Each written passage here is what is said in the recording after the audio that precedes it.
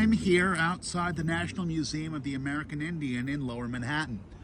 It's funny, I usually, when I go down here, I just go to Fraunces Tavern, not here. But the closure of the JFK Presidential Library has changed my perspective. I have to go here now. What I'm noticing, there's this big scaffold. It wasn't here the last time I was here. That was only a few weeks ago, just walking by. Maybe I haven't looked closely enough. But this scaffold is making me very nervous. What is the Smithsonian and this museum going to do in the world we live in now? I was not aware that the National Archives of New York City were in the same building as the National Museum of the American Indian. But then I just found out that the National Archives here moved. It moved back in June to Kansas City. That seems very odd. This was well before any election was going to happen. What is the story behind the moving of the National Archives of New York City? Was it just a lack of space? Apparently, they were open to the public and then they closed. And then in June, they moved. What's going on? Is this worth looking into further?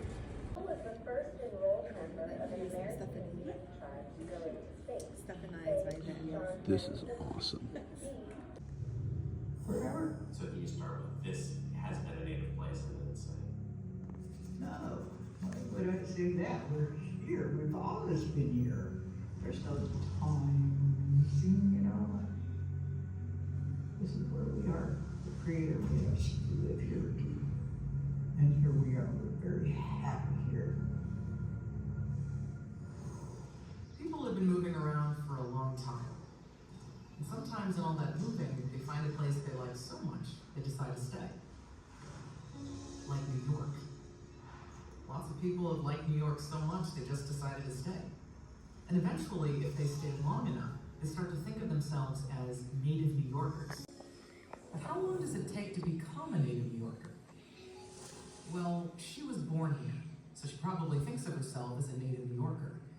And of course, her father lived here for 80 years and considered himself a native New Yorker. British and French, who sipped over about 400 years ago, it didn't take long for them to start thinking of themselves as native New Yorkers. And certainly the Dutch felt they were native New Yorkers. After all, before New York was called New York, it was known as New Amsterdam. But if we go back further,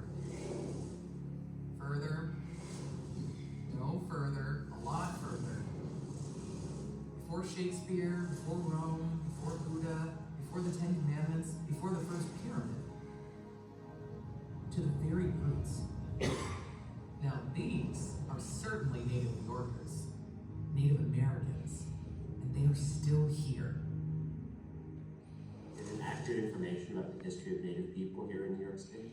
I mean, what advice would you give to kids that are looking at that history? They should look at everything, not just what's in the textbooks. They're starting to make changes in history, and history is one of those dynamics that changes all the time. That's the trouble with history. There isn't just one version. Let's say this happened in 1626. And this was the headline. No reason to doubt it, especially if it's in this official book called American History. And really, who has time? Learn it for the test, get an A, and move on. But wait, maybe ask the question, who wrote this? Was it this person? This one? This one? Or this one? Depending on who wrote this, we might get a different interpretation of the event. A different headline, a different image, a different history. Because when we describe an event, the story comes from our own perspective. But we can't assume the history we are looking at is the only one. What do you know about when they say the Dutch came and they bought Manhattan? Do you know anything about that? I don't. Remember this image? Oh, sorry, you'll remember it like this. This event is the supposed sale of Manhattan. In 1626, the Dutch thought they had bought a chunk of what we now call New York by offering the local Lenape Indians some Dutch goods. Well, at least that is how Peter Shagan reported it to his employer. They have purchased the island Manhattans from the Indians for the value of 60 guilders. We don't really know what was traded, just that the items from the Dutch were worth 60 guilders, which is Dutch money estimated to equal about $24. The Lenape probably did not think of it as a sale. Instead, they accepted what the Dutch gave them and likely thought they'd continue to give gifts in return for sharing the land. After all, who would give up rights to territory for some beads and cloth? The bigger question is whether the Lenape and Dutch both considered it the same kind of agreement. Maybe the Dutch were pulling one over on the Lenape, or maybe the Lenape were pulling one over on the Dutch. But what is more likely is that the Indians meant to allow the Dutch to use the land. An agreement to share hunting and fishing rights. We don't know for sure, but we do know that this event set two civilizations on a collision course. What's the most important thing for everyone to know about Native people in New York State? That we're still here. American Indians have always been here. Here, here, here, and here, here, and here. But right now we are talking about here, New York State. Many Native tribes have lived here, and still do. Native people have always lived here. Many Native people and many Native nations are still making history today, just like we all are. Right now, here. New York is and always has been a Native place. Historically, it's something that's undeniable, but also a lot of people forget that we're still existing. Like, you could go with the really philosophical claim, like existence is always existing, but it's undeniable, You can't really take that away.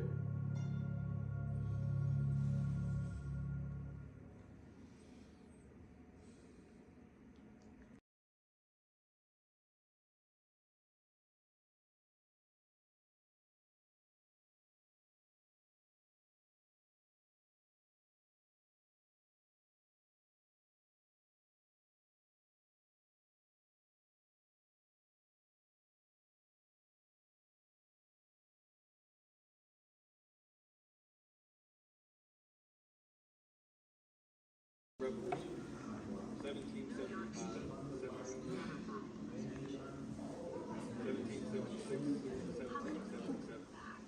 The colonists declared independence, organized to fight the British. Seneca, Naga, Hawkins, and Cayuga side with the British. The Oneida and Tuscarora support the colonists.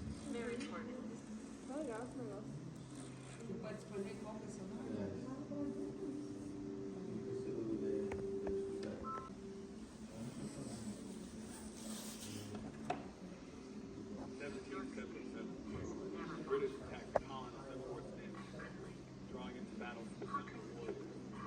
The Oneida and Tuscarora, allies of the Patriot colonists, fight them at the Battle of Oriskany near the fort.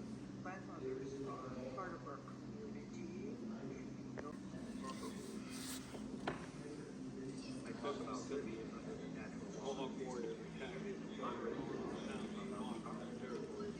Colonists attacked and burned the Mohawk towns of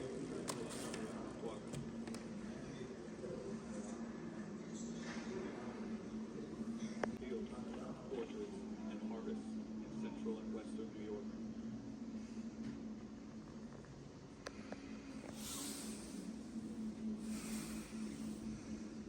(1779 to 1780). Haudenosaunee refugees suffered through a starving winter and moved west to British protection in Fort Niagara. They established a community there called Buffalo Creek, now the city of Buffalo.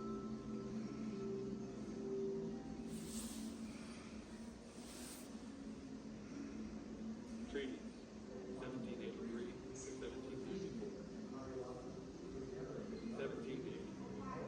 Revolutionary War ended. Haudenosaunee and New York State must now negotiate their own treaties with the Americans.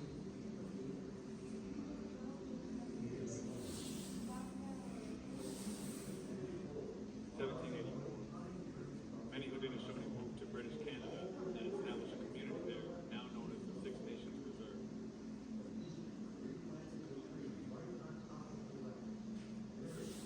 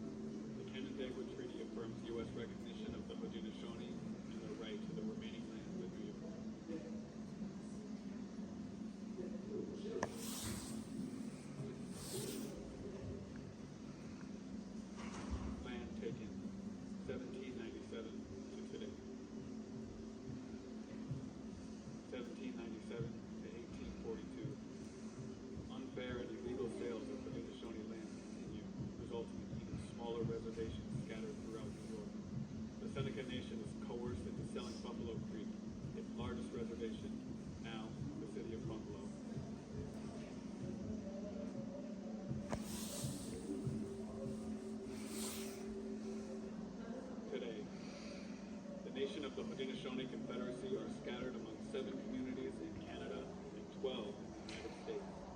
10 remain in New York.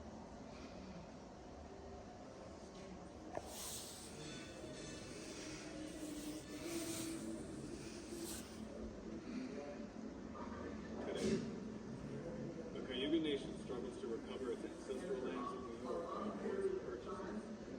Although they have brought back small parcels of their land, the Cayuga still have no reservation.